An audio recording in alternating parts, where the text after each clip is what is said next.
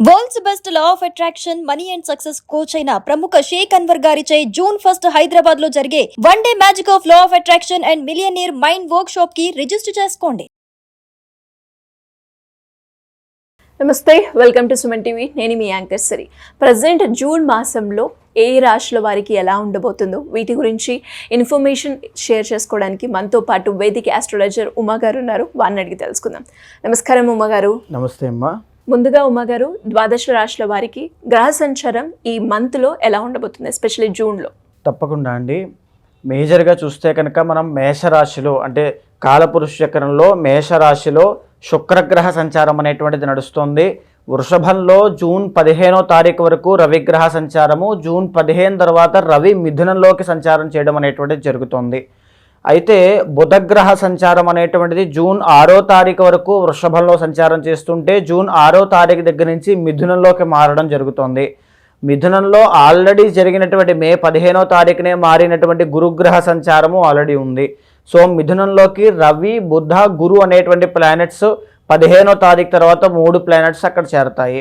అయితే జూన్ 6వ తారీఖు వరకు కుజగ్రహ సంచారం కర్కాటకంలో ఉంటే 6వ తారీఖు తర్వాత నుంచి సింహంలోకి మారడం అనేటువంటిది జరుగుతుంది. సో అక్కడ సింహంలో కుజుడు, కేతు 2 గ్రహాలు సంచారం చేస్తున్నాయి అని చెప్పచ్చు. అయితే కుంభంలో రాహుగ్రహ సంచారం అయితే మీనములో శనైశ్వర సంచారం అనేటువంటిది నడుస్తుంది. ఇది జూన్ మాసానికి సంబంధించినటువంటి గ్రహ సంచారం అమ్మ. జూన్ మాసంలో సింహరాశి వారికి విద్యాపరంగా, ఆరోగ్యపరంగా, సంతానపరంగా, ఉద్యోగపరంగా ఎలా ఉండబోతుంది? వారు ఎలాంటి పరిహారాలు చేసుకోవాలి అంటారు?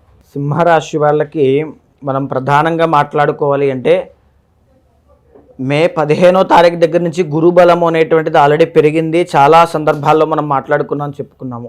మార్చి 30 దగ్గర నుంచే అష్టమ శని అనేటువంటిది కూడా ప్రారంభమైంది. ఇది కూడా చెప్పుకున్నాము. అష్టమ శని అనేటువంటిది 2.5 సంవత్సరాలు ఉంటుంది. ఈ జూన్ మాసంలో కూడా మనం ఖచ్చితంగా ప్రస్తావించుకుని జాగ్రత్తలు చెప్పుకోవాల్సిందే. అయితే ప్రస్తుతం నడిచేటువంటి ఒక గ్రహ సంచారం ఆధారంగా చూస్తే వీళ్ళకి 4 గ్రహాలు అద్భుతంగా యోగిస్తున్నాయి అని చెప్పచ్చు. ఎస్పెషల్లీ 6వ తారీఖు దాటిన తరువాత, జూన్ 6వ తారీఖు దాటిన తర్వాత బుధగ్రహ సంచారము అనేటువంటిది చాలా అద్భుతంగా యోగిస్తుంది, చాలా బాగుంటుంది. అదేవిధంగా రవిగ్రహ సంచారం కూడా చాలా బాగా యోగిస్తుంది.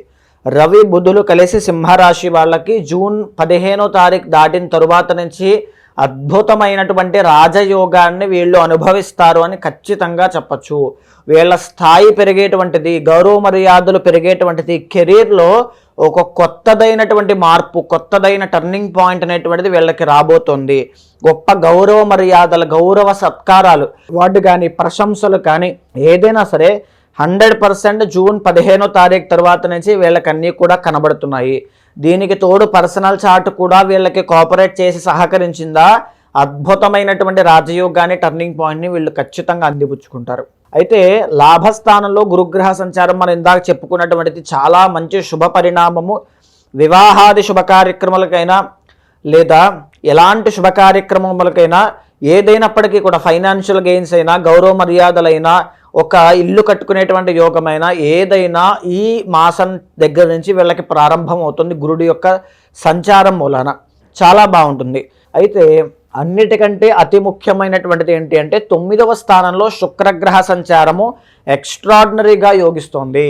దీని మూలాన ఏంటి అంటే నృత్య, గీత, వాద్యాది రంగాల్లో వ్యవహారం చేసేటువంటి వాళ్ళైనా, సినీ నాటక కళారంగాల్లో రాణించాలని కోరుకునేటువంటి వాళ్ళైనా, లేదా ఎవరైనా సరే డబ్బుల విషయంలోనైనా ఏ విషయంలో అయినా ఆల్ ఆస్పెక్ట్స్లోనూ శుక్రుడు అద్భుతంగా యోగిస్తున్నాడు. కాబట్టి గొప్పదైనటువంటి మార్పులు, గొప్పదైనటువంటి కంఫర్ట్ జోన్లోకి వీళ్ళు వెళ్ళబోయేటువంటి అవకాశాలు, ఒక లగ్జరీ అనేటువంటిది అనుభవించడము, ఒక అంటే పనులన్నీ కూడా చకచకా పూర్తవుతున్నప్పుడు ఎంత ఉత్సాహము, ఆనందము కలుగుతుందో ఆ ఆనందాన్ని, ఉత్సాహాన్ని వీళ్ళు అనుభవించడము, గౌరవ మర్యాదలు, పొగట్టలు, ఆ సత్కారములు, ఎన్నో రకాల నూతన వస్త్ర, వాహన, వస్తుయోగములు అనేటువంటివన్నీ కూడా వీళ్ళకి జూన్ 15వ తారీఖు దగ్గర నుంచి అద్భుతంగా కలిసి వస్తోంది అని చెప్పచ్చు.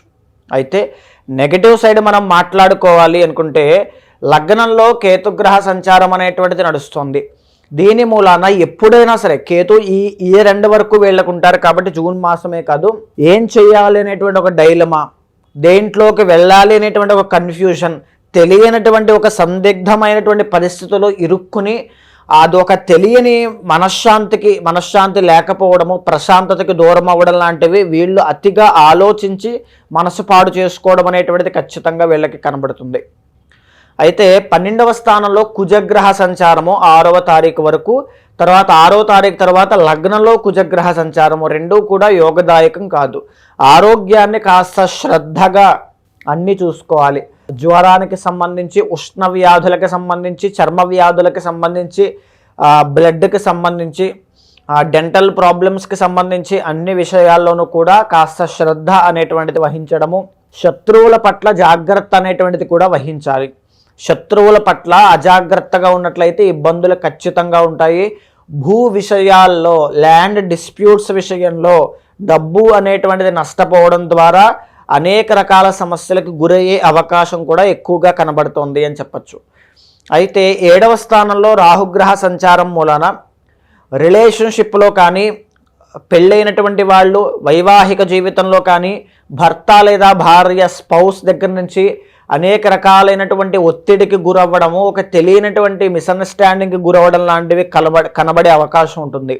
ఉమ్మడి వ్యాపారంలో వ్యవహారం చేసేటువంటి వాళ్ళు ఆ పార్ట్నర్ దగ్గర నుంచి కలిసి రాకపోవడం, లేదా పార్ట్నర్ దగ్గర నుంచి వ్యతిరేకతని ఫీల్ అవ్వడము, ఆ పార్ట్నర్ దగ్గర నుంచి కాస్త నష్టము అనేటువంటిది చూడడం ద్వారా అనేక ఇబ్బందులు గురవుతారని కూడా ఖచ్చితంగా చెప్పచ్చు. అష్టమంలో శనేశ్వర సంచారము, అష్టమ శని మనం ఇందాకే చెప్పుకున్నాము. దీని మూలాన ఏంటి అంటే వాహన ప్రమాదాల విషయంలో జాగ్రత్త వహించాలి, ఆరోగ్య సమస్యల విషయంలో జాగ్రత్త వహించాలి, డబ్బుల విషయంలో, అప్పుల బాధ విషయంలో జాగ్రత్త వహించాలి. సైకలాజికల్గా మనోధైర్యాన్ని కోల్పోకుండా ముందడుగు వేయాలి. ఇది అష్టమ శనికి ఆపోజిట్గా మనం ప్రికాషన్స్ తీసుకోవాల్సినటువంటివి. ఖచ్చితంగా అష్టమ శని దోషం తొలగిపోవడం కోసము ప్రతి నిత్యము కూడా హనుమాన్ చాలీసా పారాయణ చేయడం మూలాన ప్రతి పనిలోనూ ధైర్యం అనేటువంటిది పెరుగుతుంది.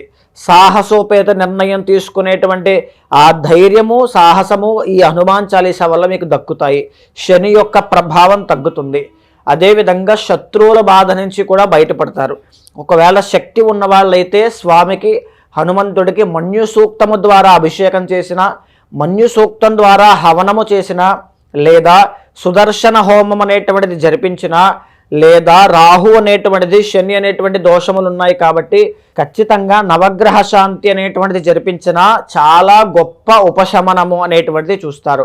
ఏది చేసినా చేయకపోయినా అష్టమ శని దోష నివారణార్థము మాత్రము శనికి కంప్లీట్గా 19,000 సంఖ్య జపము జరిపించి, జప, అర్చన, అభిషేక, దాన క్రతువులు తర్పణపూర్వకంగా అన్నీ కూడా సశాస్త్రీయంగా జరిపించడము ఈ 2.5 సంవత్సరాలు మిమ్మల్ని శని భగవానుడు కాపాడుతాడు. మేజర్గా ప్రతికూలమైన పరిస్థితులు ఇవ్వకుండా, ఆ మనోధైర్యాన్ని కోల్పోకుండా హనుమంతుడు, ఆంజనేయ స్వామి మిమ్మల్ని కాపాడుతారు. ఇంటర్నల్గా వాళ్ళకున్న చార్ట్లో రకరకాల సమస్యలు కావచ్చు, శని ప్రభావం కావచ్చు పడడం వల్ల వాళ్ళు రకరకాల సమస్యలు ఎదుర్కోవడం మనం చూస్తూ ఉన్నాం.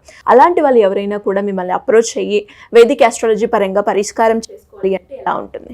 తప్పకుండా అమ్మా. ఇది మనము గోచార రీత్యా మాట్లాడుకునేటువంటి రాశి ఫలాలు. కానీ పర్సనల్ చార్ట్లో వాళ్ళకి దశ అంతర్దశలో గ్రహ యోగాలు అనేటువంటివి బాగున్నప్పుడు, గజకేసరి యోగము, చంద్రమంగళ యోగము, బుధ ఆదిత్య యోగం లాంటి గొప్ప గొప్ప యోగాలు ఉన్నప్పుడు జాతకంలో గోచారాన్ని మించి ఆ కష్టాలను వాళ్ళు ఓవర్కమ్ చేసేటువంటి అవకాశం చాలా బాగుంటుంది. నిజంగా వాళ్ళకి అలాంటి కష్టాలు ఏవైనా ఉంటే కనుక తప్పకుండా మీరు అపాయింట్మెంట్ తీసుకోండి. ఆ పర్సనల్ చార్ట్ చూసిన తర్వాత దానికి తగినటువంటి శాంతి పరిహారములు మీరు ఆచరించడం ద్వారా, మంత్ర జపము చేయడం ద్వారా, ఆ తీర్థక్షేత్రానికి వెళ్ళడం ద్వారా ఎన్నో కోట్ల దోషాలు పటాపంచలైపోతాయి. అక్కడి నుంచి కష్టాల నుంచి తప్పించుకుని సుఖబాట అనేటువంటిది పడతారు. థ్యాంక్ యూ అండి. Thank you so much. నమస్తే అమ్మా.